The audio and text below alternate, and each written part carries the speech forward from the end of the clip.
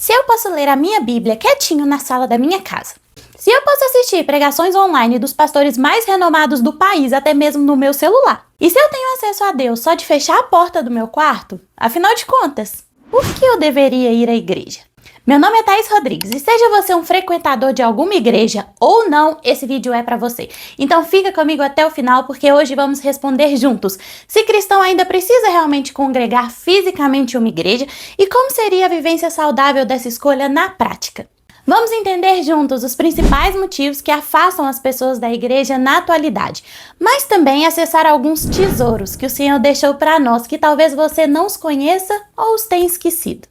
Tesouros dignos de mudar sua vida para sempre, assim como mudou a minha. Então já vou te pedir para deixar o seu like no vídeo, se inscrever no canal e fique à vontade na seção de comentários. Inclusive, uma inscrita sugeriu um conteúdo de vídeo por lá que é muito pertinente e que já está sendo pensado com muito carinho. Bora começar! E para isso, te convido a se sentir em casa, abandonando tudo que te deixa preocupado ou inquieto. Afinal, apenas uma coisa realmente importa. Seja bem-vindo mais uma vez à Boa Parte.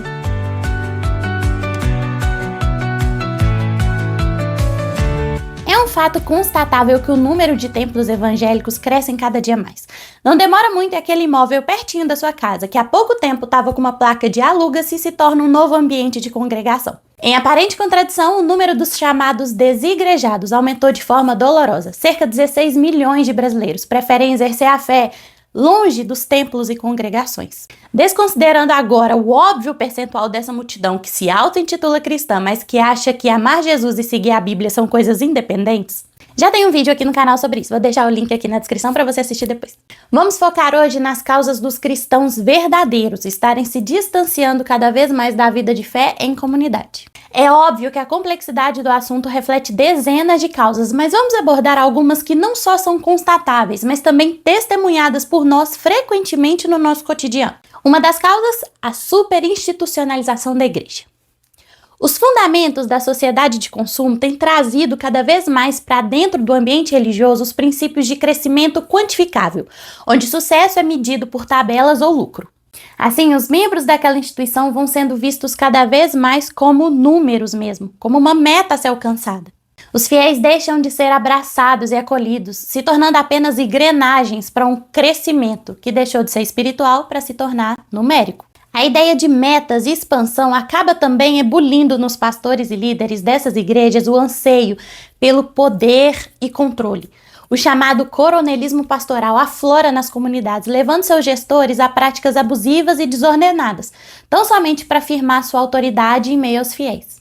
Pastor, o senhor manda na sua igreja e muito, irmão, e muito. É pouco não, é muito.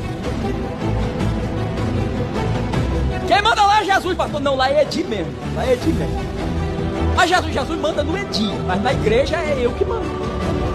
Homens e mulheres que anseiam em se sentir grandes e poderosos. A consequência é um número assombroso de cristãos que saem feridos e traumatizados justamente desse tipo de ambiente. Jogos políticos, briga pelo poder, dinastias pastorais, todos geralmente resultados da perda de sensibilidade do que a Igreja de Deus realmente significa. Uma outra causa para o contínuo aumento do sem igreja é o julgamento e a exclusão.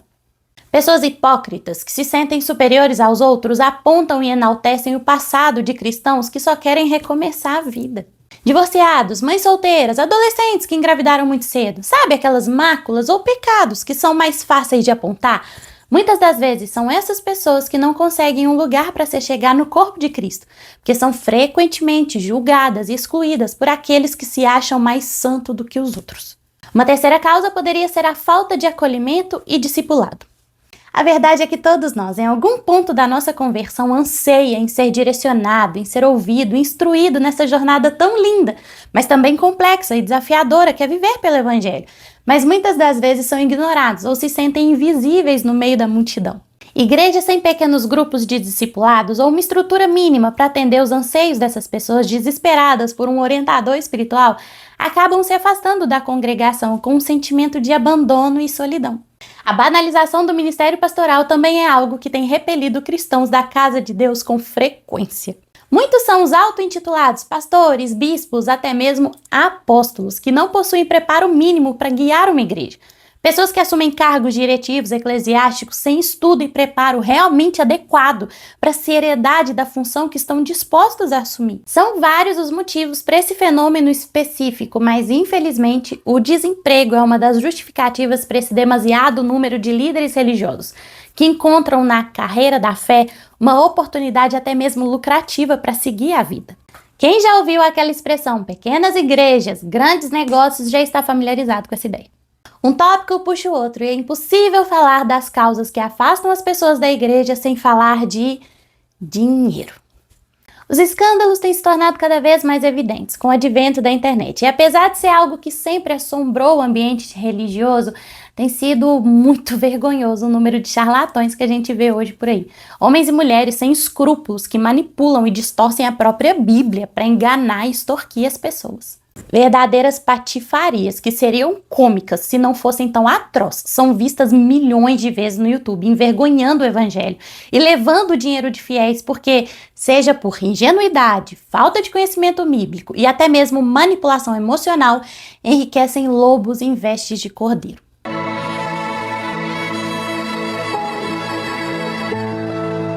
Eu entro agora no mundo espiritual.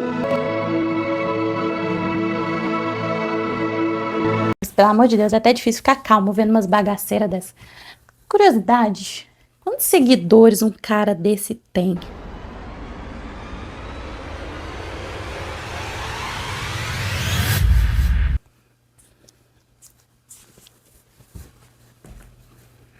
Não é possível.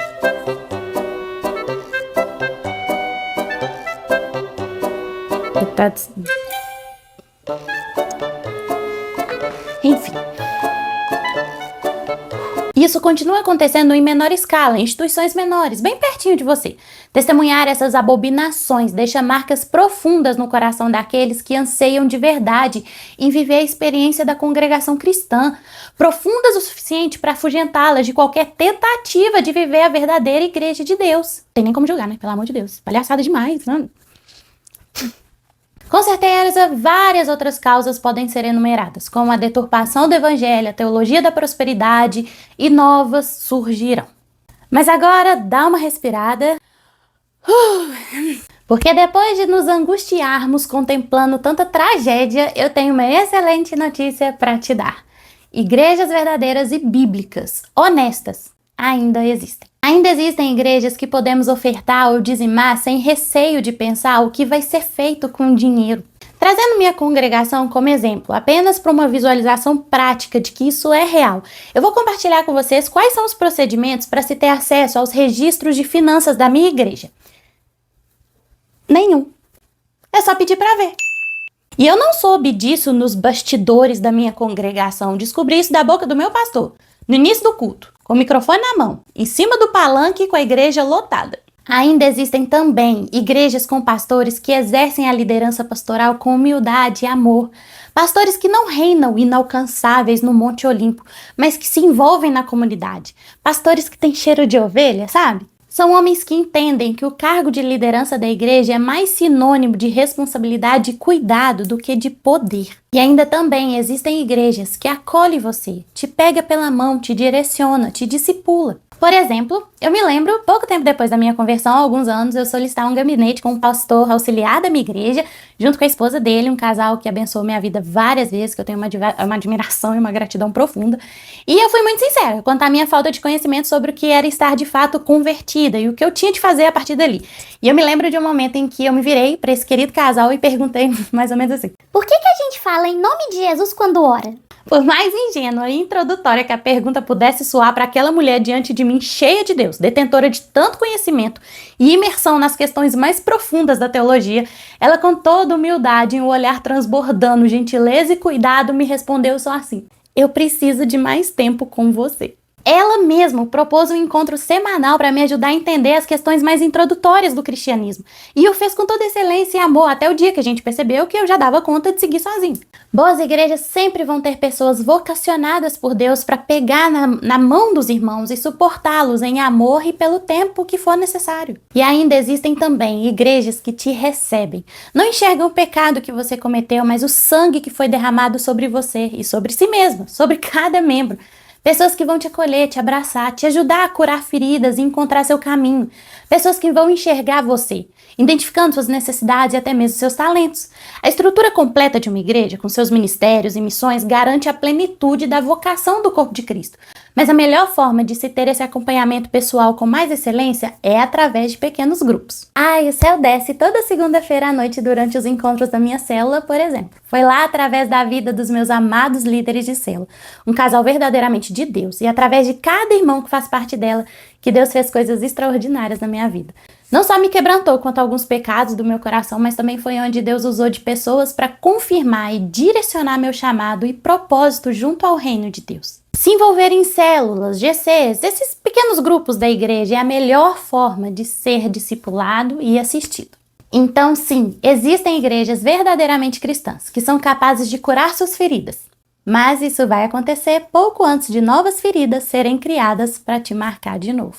Ué, que é isso? Eu achei que a parte de más notícias do vídeo já tinha acabado. Calma, porque isso ainda faz parte da boa notícia. Uma coisa é se congregar em igrejas antibíblicas, onde não se vive o amor pelo próximo ou são lideradas por déspotas ou vigaristas. Outra coisa é congregar em uma igreja bíblica, mas que continua sendo conduzida e frequentada por seres humanos. Nelson Bomilcar, o autor do livro Sem Igreja, que inclusive foi uma fonte riquíssima para a construção desse vídeo, diz em uma das suas citações: eis o pano de fundo sobre o qual a igreja, instituição divino-humana, vive suas contradições. Uma comunidade que abençoa e fere, anima e desanima, acolhe e exclui, acerta e erra, realiza e frustra, protagonizando, enfim, as ambiguidades do papel que lhe cabe como comunidade de seres humanos, não de anjos infalíveis. A igreja é como a vida comum, afinal.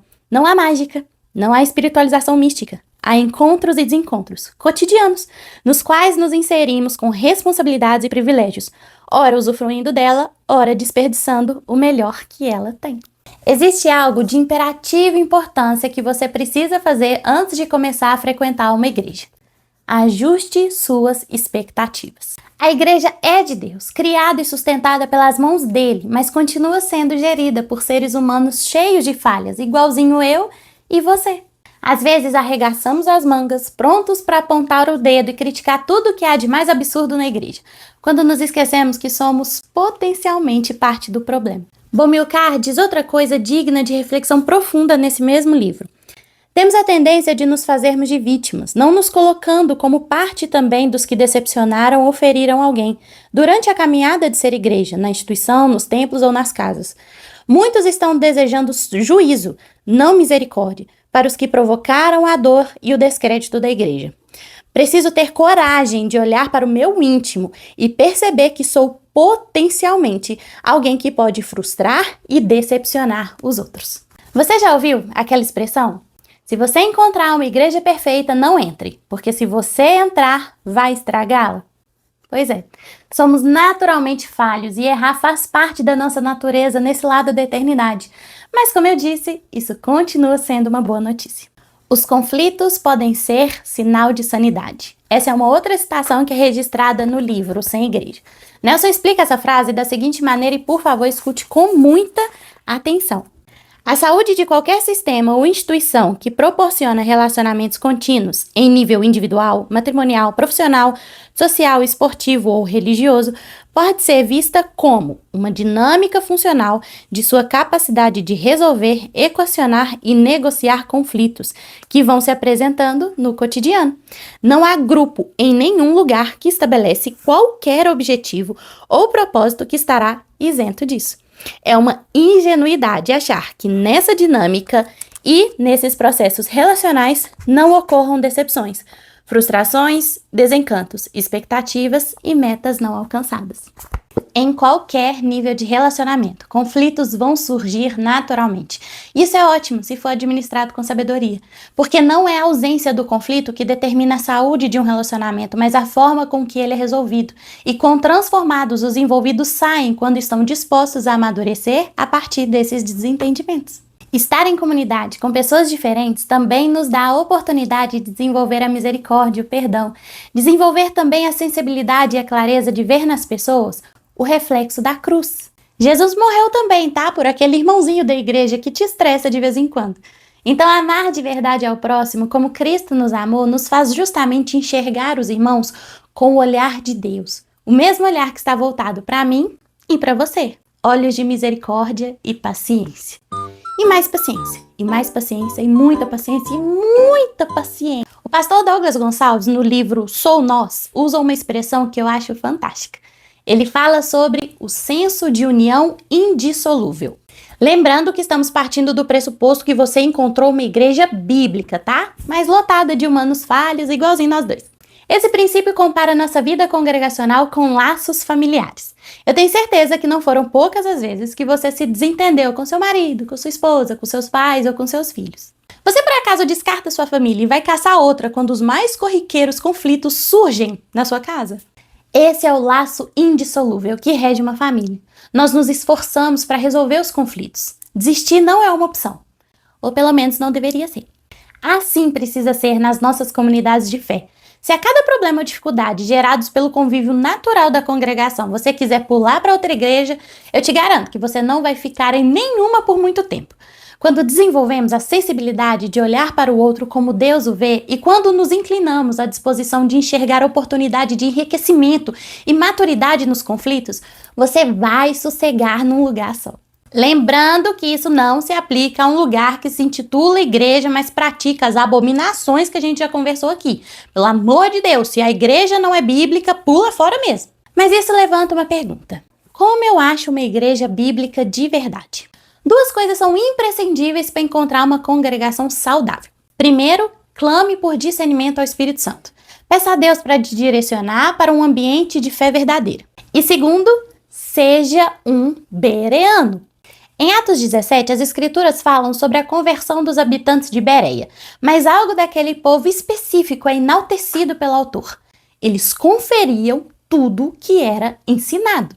Em Atos 17, versículo 11, a Bíblia diz que eles conferiam nas escrituras todos os dias para ver se realmente Paulo e Silas estavam pregando a verdade.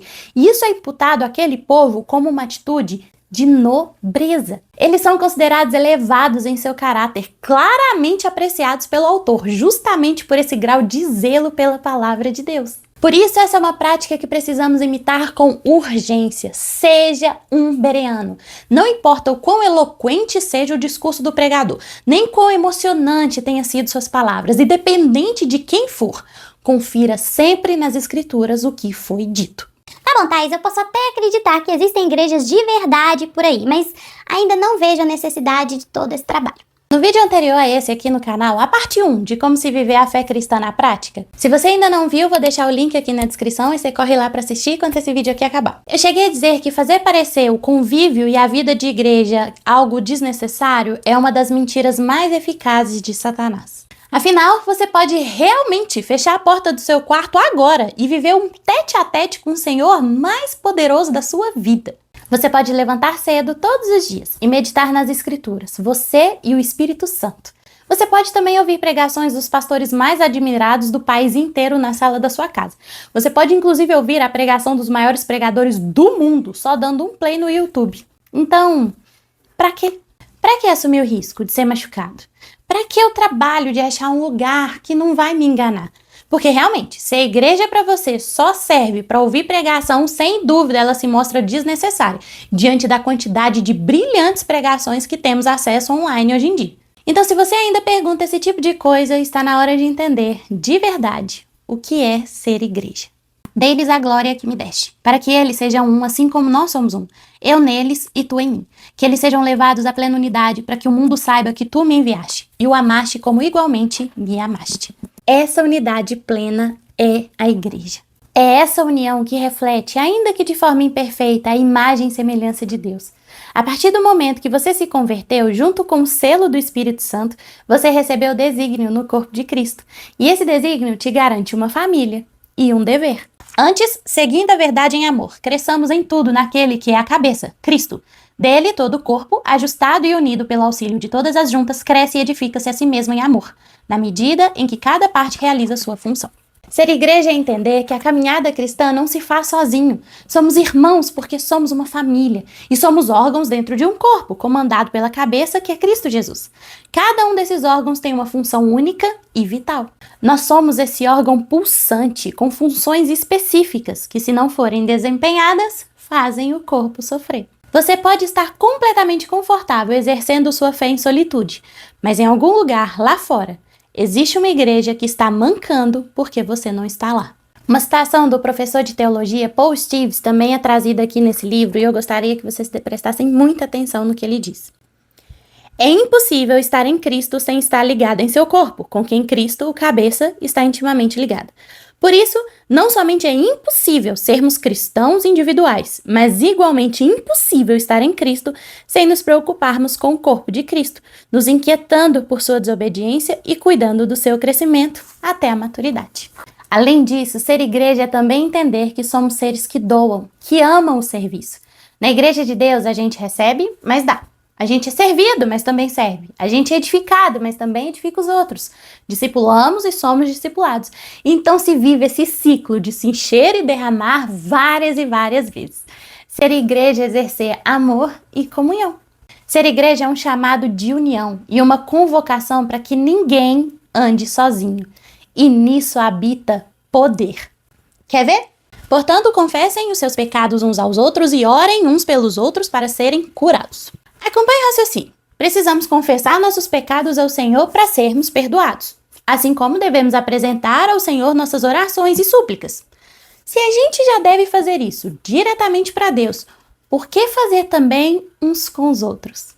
Porque existe um certo poder acessível apenas quando estamos em unidade. Existe uma porção especial de unção que Deus guarda para quando estamos intercedendo uns pelos outros. O pastor Douglas Gonçalves diz nesse mesmo livro, Sou Nós, que quando confessamos um pecado para Deus, nós acessamos o perdão. Mas quando confessamos uns aos outros, nós acessamos a cura.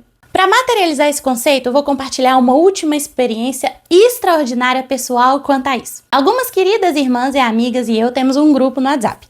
E uma das meninas do grupo pediu oração sobre algo específico da vida dela. Então nos unimos em uma corrente poderosa de jejum e oração pela primeira vez em prol do pedido. Todas unidas mesmo pelo propósito, praticando o jejum e com horários pré-estabelecidos para orar por ela. Naquele período eu vivi uma das experiências mais profundas com Deus da minha caminhada cristã. E lembrando que a oração nem era para mim. Todos os dias, quando eu me ajoelhava para orar por aquela tão amada e querida irmã, eu sentia a presença de Jesus do meu lado. Bastava eu me ajoelhar, antes mesmo de eu dizer uma única palavra, o ar mudava e eu tinha certeza, com uma convicção vinda do Espírito, que Deus estava entrando em ação. É impossível descrever o que eu sentia, mas ecoava em meu coração a certeza de que quando meu joelho tocava o chão, o Senhor ativamente começava a trabalhar. Eu arrepio só de lembrar. Nossa, glória a Deus, foi doido demais! Ai, arrepiei, tô todo arrepiado. E todas sentiram isso. Foi uma experiência magnífica e inesquecível. Engraçado pensar, né, que uma das experiências mais maravilhosas que eu tive com o Senhor foi quando eu tava intercedendo por outra pessoa, não pedindo alguma coisa pra mim. Então, não tem pra onde correr. Nossa fé é mais forte quando exercida em comunhão. Deus nos projetou para manifestar seu poder com uma porção especial, quando estamos em unidade. Então busque uma igreja verdadeira. E tão importante quanto isso, se envolva nela. Não foram muitas as vezes que eu ouvi a voz de Deus ecoar audivelmente no meu coração, e em uma delas foi enquanto eu estava no culto da minha igreja. Eu sempre fui daquelas que entrava na igreja, sentava, via o culto e ia embora sem nem olhar para os lados, mas em uma noite eu ouvi aquela voz, dizendo no meu coração: o que você faz não é ser igreja. Depois daquela experiência extraordinária, eu comecei a buscar ministérios para servir, participar de eventos, me envolver mais mesmo, sabe? E o impacto que isso causou na minha vida não dá para resumir nesse vídeo. Simplesmente tudo mudou e eu comecei a viver coisas grandes. Grandes demais com o Senhor. Então busque uma boa congregação e se envolva nela. Eu sei, lobos em pele de cordeiro vão se levantar todos os dias, tragando pessoas e ferindo fiéis, enquanto se auto-intitulam Igreja de Deus. Mas as portas do inferno jamais prevalecerão contra a verdadeira Igreja do Senhor, porque o próprio Deus vai sustentá-la e preservá-la até a volta do nosso Salvador. Então confie, ainda há abrigo e muito trabalho te esperando no corpo de Cristo. E antes de encerrar, rapidinho, aproveitando o tema do vídeo, eu gostaria de glorificar o Senhor, honrando aqueles que me ensinaram a ser igreja. Primeiramente, meu amado marido e minha preciosa filha, que me ensinam sobre a beleza de amar e servir todos os dias. Igualmente a minha família. Ai, quer ver que eu vou chorar? Aos meus queridos tutores e amigos que me ensinaram que uma das formas mais lindas de se demonstrar o amor é orando uns pelos outros. Mas também a minha amada igreja local. Aos meus pastores, pastor Helder, pastor Max e todo o corpo de pastores auxiliares que vivem o ministério com tanto amor, dedicação e sacrifício de forma íntegra e fiel. O cuidado e amor que vocês transbordam em nossa igreja glorificam o nome de Deus e nos edificam profundamente todos os dias. Eu tenho muito orgulho de fazer parte de uma igreja verdadeira, graças ao sustento do Senhor e da sabedoria e temor de homens e mulheres como eles que dirigem a nossa congregação. E, enfim, ao meu pequeno grupo, agradeço e honro a vida dos meus amados líderes, Leandro e Carol, e de cada irmão que faz parte do nosso querido GC, meu semelhante. Deus usou cada um de vocês para mudar minha vida e continua a me edificar e me abençoar cada semana.